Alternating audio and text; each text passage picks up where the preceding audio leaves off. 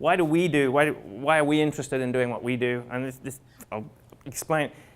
We unlock and decipher body secrets. Well, so if you're a nerd, if you're a data head or a propeller head, wow, there's secrets. There's things to unlock. There's things to decode. So that's interesting. We want to communicate information. So if you're into information communication and designing websites, there's something for you at BodyMedia. And we want people to improve their lives. So if you're into health and you want people to live better lives, so there's a lot of different passions at BodyMedia and lots of different ways we can be interested. And of course, there's a strange kind of connection then to self-knowledge through numbers. I mean, we're trying to define those numbers. We're trying to create knowledge. But rather than self-knowledge, mainly at BodyMedia, it's not individual self-knowledge. It's knowledge en masse of you because we've monitored you. It's expert knowledge of the best clinical practice and the best behavior modification. Then we tell you what we think is the right thing because it generalizes to a lot of people. So it's a little different. It's a little the same. Few seconds, we think of ourselves as making a dashboard for the body, if you didn't know what we did. And we fit, so we try and really understand the body. So we make devices that work on the 90th percentile smallest woman and the 90th percentile largest man. We study a lot about devices, because you're wearing ours are skin-touching devices. They're very intimate, but they mustn't get in the way. I mean, cats have whiskers so they don't bump into things, and BodyMedia makes devices that you don't notice once they're on your body. So we're getting to one of the main QS points, which is sort of what do you measure, what do you sense? So we tried to measure the body to understand where you could wear a device, where you could monitor things. And then we became, try and be experts in thermal sensing and galvanic skin response sensing. If you want a sweater meter, we've got one. In motion detection. And then, well, because we know where you can wear these things and get good readings, trying to understand, that's why our devices end up on the arm, because it's a happy compromise between all the different things we want to sense and where you can wear something that you won't notice that you're wearing it. That's horse before the cart. And then then the other way around, we wanted heart rate too. A single limb EKG sounds impossible. The textbooks doesn't make any sense because that's one of the leads, but it's not. But that's one of my greatest contributions to BodyMedia. And 10 years later, maybe you'll see that before the end of the year. I'm very excited about that. We have an API. It's completely free. You can just go grab it, and that will let you get all your data. And if anybody else gives you permission, all their data. So there are hundreds of thousands of users. If you get hundreds of thousands of permissions, and you can go for it. Or if anybody has a great idea and would just want to pull data in to make some of the data acquisition and the tracking more automated rather than manual, then you're free to use our API. And so I was asked what was the cool, interesting stuff going on at BodyMedia, and that's kind of easy and difficult and fun. Sleep is something I work on a lot, and there's lots of good, serious studies about, at least with motion detection, how wake and sleep is something pretty clear-cut. You can get nice predictors of wake and sleep. Shouldn't be able to get the levels of sleep. So I'm making models where I am getting the levels of sleep really, really nicely. But then I have a little advantage with some of the thermal sensors that we have. That's kind of exciting, and for one person in the sleep lab, there's some numbers that you can monitor.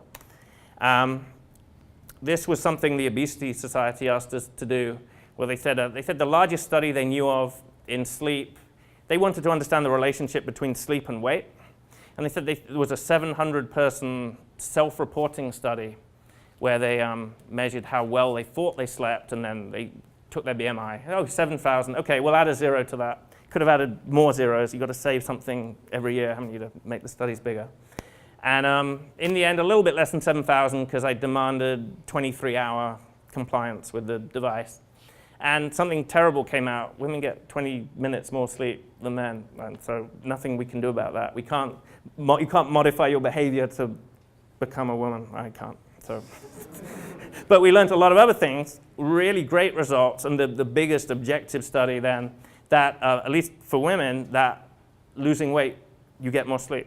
So it works for men too, but not quite as good a result, but it's good to know it's there. And then here's a bigger study then. Okay, 97,000 people. where we looked at how the stars are, how long the day is, and the day change, how much daylight time there is in a day. And that changes by many hours from the summer to the winter. And then we looked at 97,000 of our users to see how much sleep were they getting through the seasons. So this is something we can do because we've got lots of people who don't consider themselves quantified selfers, but they are being quantified because they want to know stuff. And we are doing the analysis, and the knowledge through numbers is something we're doing en masse to discover this really great link between how much sleep you get and what the season. These are not renderings and mock-ups. These are real apps we're kind of playing around with. We know what you're doing. We know what activity you're doing. We don't tell our users that right now, but we record it. And we're wondering how could we tell people that. And we know really how much REM you're getting at night. And we're just playing around with ideas of how can we communicate that to you. Orlan. Has anybody heard of Orlan? Oh, no one. Great. Orlan is a very famous, wonderful, lovely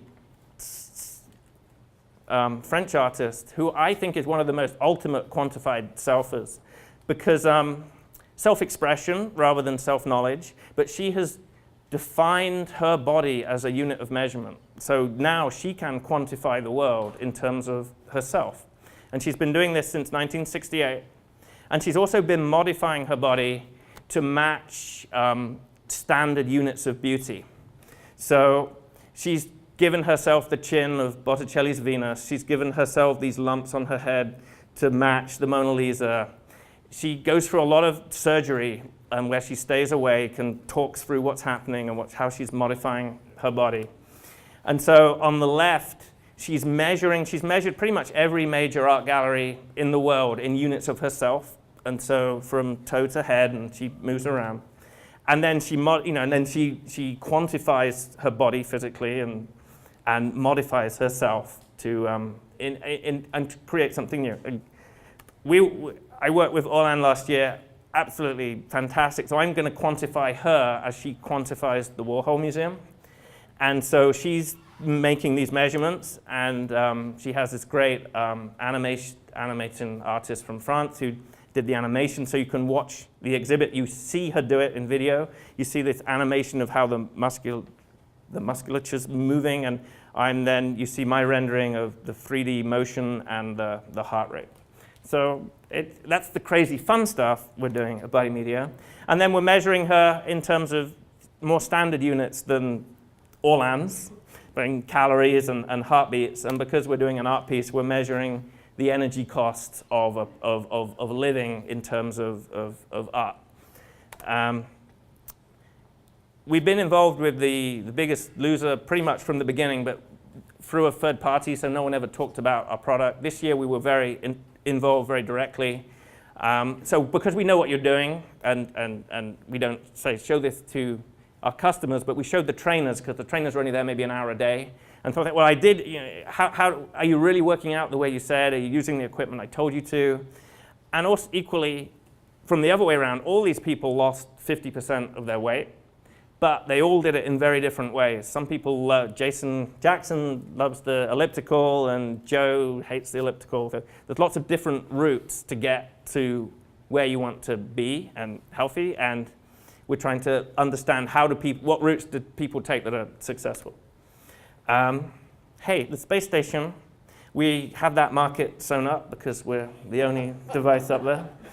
And then they rang me up and said, we need another device, it's crashed. Oh, okay, we can reboot. No, you don't understand, it's crashed. Yeah, you can reboot. No, it's out with the trash. And they'd put it in the trash. One of them's floating around. I had to send another one up there. You imagine that sending something up to the space station's not easy. If it's just a little 10-second shot. If you're filming, can you stop filming now just for the privacy of the guys up there? So it's not a secret that we're there, but they don't want recordings of themselves. But it's kind of cool. It took about 2 years to get the device qualified to go to the space station. So it's a much older device than the ones we sell now, because but we don't take another 2 years to qualify another one, so it's up there. And once a week, every month for the next 3 years, one of the astronauts wears it to get sort of long-term notion of how they move and the energy costs of being a space station astronaut. This is the newest cool, fun thing we're working on. This will be available before the end of the year. So this is going to have Bluetooth in it, and it has all the sensors in it I talked about, galvanic skin response and motion and temperature and heat flux. This is the nice fashionable one for when you go to the cocktail party. There's also going to be this particular band, which has my heart rate monitoring single limb ECG in it. Will record RR intervals and QR magnitudes and QS timings and all sorts of cool stuff. It's going to be great. And then, of course, yes, exciting news this week, if what's going on exciting at BodyMedia, is that Jawbone acquired BodyMedia. They have lots of great skill in consumer products. We have lots of experience in clinical, medical devices. Our device is the only one of these monitors we're FDA regulated. It's a class 2 medical device and ISO 13485 in Europe. So we're the only people that have sort of the clinical backing. Now, may I? Okay, cool. Great. So I'm going to quantify myself now. I think I walk a lot, and I sit around a bit and read books, I watch TV, but I run a little and ride a bike, and I think I get a lot of calories from these things. But then what really happens, really? 3/4 of my day I'm doing nothing because I'm sleeping or I'm sitting around. But at least when you do go for a walk, it's quite a good payoff from that. There's quite a lot of calories, like your miles per gallon. It's really worth doing it. So this is a day this week and a day this week a year ago. And because I'm a quantified guy, hey, I got 4 years worth of data. I didn't mean 4, obviously I meant 5, no, 6. So, this is when these things came out. And maybe some of you, if you're programming them and they've got accelerometry, and maybe you started monitoring yourself or making little apps where you could record. But I didn't really mean 6 or 7. I got 8 years worth of data. I mean 9. I mean 10, of course, or 11. Actually 12. Let's go with 12. So I've got a lot of data. This is just one day this week, going back every year. And what's going on? Well, I used to walk, and then I started running. So a lot more calories. This is calories per minute over the whole. So it doesn't matter if I did 10 minutes or an hour or 10 hours. I've kind of normalized it all to. So my running's worthwhile. And then I gave up running and started playing tennis. And I enjoy it more. I don't burn as many calories, but emotionally I enjoy it more. Stop dancing. Well, let's see well, on that one day that I sampled in the week, maybe I danced a different day. But there was something going on with the dancing, was that I used to do it socially, and then I joined a performance troupe where we had to rehearse, and that's a lot more energetic and a lot more tiring. And I'm learning things like from my galvanic skin response, that's a rehearsal. It's hot and sweaty, and I'm not enjoying it, but I can see, so what am I learning from my monitoring? All the data's there, and I can kind of sit and enjoy this. Skin temperature, I know, not much is going on, but I have it all there. When I can begin to dig into it, I know it'll be there for me. So we're making this product that you wear, and you can wear for years, and most of our users wear it for about 11 months, roughly. We make the product too well, so we have people 5 years on and still going strong, so testament to how robust the things were. But it is the user experience, the experience of using it. That was really for you, but for everybody. So what is your BodyMedia? There's a website, and you can look at your data and graphs, and you can log your food, and we'll tell you what's in it, and we'll show you minute by minute your calorie burn and measure your exercise. And okay, so you've used that. No, a thing doesn't appear in front of you, but if you get your phone out and carry your phone in front of you, you can see where you're at, wherever you happen to be. Is the room? Have you actually done enough to go in the Krispy Kreme and get the donut or not? And so there's nice mobile apps, and we're giving you lots of information.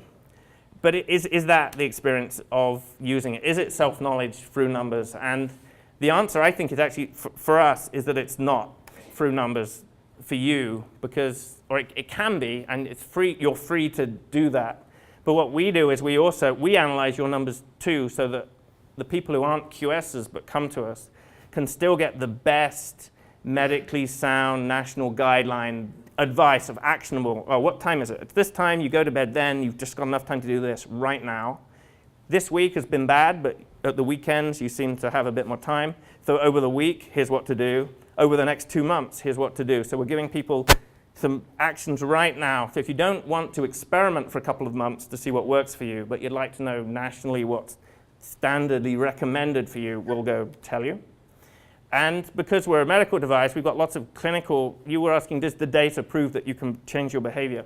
So in the one on the left, which is a cool story, so I'll tell you, there's a very famous academic, and he wrote a little pamphlet about how to lose weight, and he gave 100 people his pamphlet.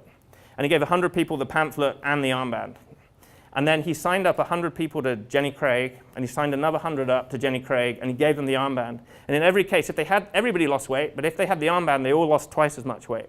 So the notion of having a dashboard and some more information in front of you and some extra information that you can see and read, we have clinical outcome studies. But for me, this is the user experience. The user experience isn't using it at the time, it's the outcome, it's the end. And so these are real people who just send us in their photos. And when you're on the treadmill, the experience isn't a belt that's moving and you're hot and sweaty. The experience of using BodyMedia and going through our process is this. And here's Jackson and Danny who won. Both big supporters, and we're watching them through as they're recording the show. And maybe in just week 5, we say Danny's going to win. We just completely committed through the data. So that's where BodyMedia is at.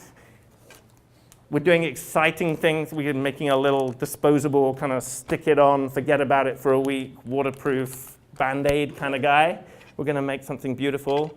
But in the end, well, we're making product and we're giving you data, and you can go grab it through the API.